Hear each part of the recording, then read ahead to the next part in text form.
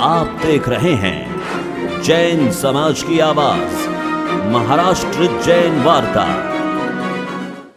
देखो कौन आया, जिसका शंका से आया, हराम से जो टकराएगा मिट्टी से मिल जाएगा, हराम से जो टकराएगा मिट्टी में मिल जाएगा। बार कोई जैन मोर्चा में आ रहे हैं, क्या ये घटना है? इतना बड़ा समाज लेके आप जैन संत होके भी ये मोर्चा में सम्मिलित हुए, क्या समझे? अभी अभी कहा गया कि पहली बार ये मोर्चा लेकर आए हैं, ये ऐसा नहीं है।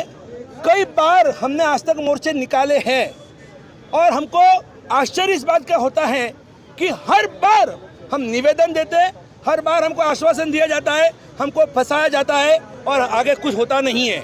हम चाहते हैं कि अब की बार ये नहीं सहेंगा अत्याचार। हम लोग ये अत्याचार सहने वाले में से नहीं है। जैन की व्याख्या सही ये है कि सच्चा जैन उसे कहते हैं कि जिसके एक हाथ में माला है और दूसरे हाथ में भाला है, वह सच्चा जैन होता है।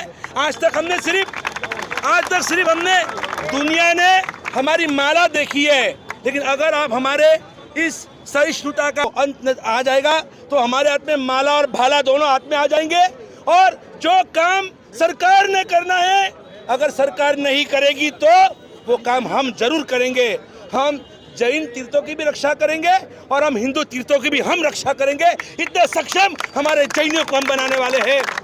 गुजरात पावागड येथे एक अप्रिय घटना घडली। गुजरात पावागड येथे प्राचीन जैन प्रतिमा होत्या, त्या प्रतिमांचं खंडन करण्यात आलं। तर त्या विरोधात पूर्ण जगभर, पूर्ण देशभर रोष होता। त्या अनुषंगानेच आजच्या मोर्चाचं आयोजन करण्यात आलं होतं। आमचे जे गुरु भगवंत आहेत त्यांच्यावर दर महिना 15 दिवसाला काहीतरी अप्रिय घटना घडते, हल्ले होतात, अपघात होतात। अपघातामध्ये आमच्या गुरु भगवंतांना जीव गमवावा लागतोय।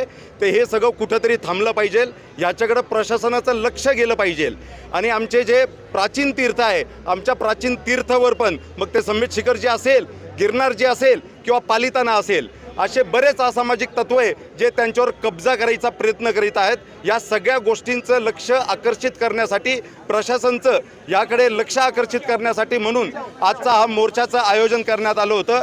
आज आपण सर्वजण एकत्र आलेलो आहोत आणि जी ही ऊर्जा आहे त्या ऊर्जाला आपल्याला कायम ठेवायची आहे आणि येणाऱ्या भविष्यामध्ये जर काही घटना घडल्या तर त्याला सामोरे जाण्यासाठी शनिवार को रात को 8 बजे महावीर प्रतिष्ठान में पूना के सभी युवाओं का सम्मेलन रख रहे हैं। एक बहुत बड़ी मीटिंग रख रहे हैं। साहिब जी के निश्रा में रखेंगे, विराट सागर जी आचार्य भगवान उनकी निश्रा में भगवान अपना महावीर प्रतिष्ठान के हॉल में रात को 8 बजे मीटिंग का आयोजन किया गया। पुढची भूमिका काय असणार आहे? जैन समाजावरती आपण जर पाहिलं तर पूर्वीपासून अत्याचार होत आला आणि अत्याचार आपण अहिंसेच्या नावाखाली सहन करतो।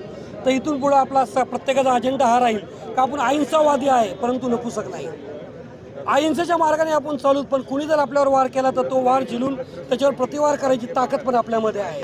कारण परमेश्वराने हात फक्त आपल्याला जोडण्याकरता नाही, तर वेळ प्रसंग ज्या वेळेला आपल्या समाजावरती आपल्यावरती कुणी अत्याचार करेल त्यावेळेला त्यांचे हातपाय तोडायला पण मागं पुढे पाहणार नाही।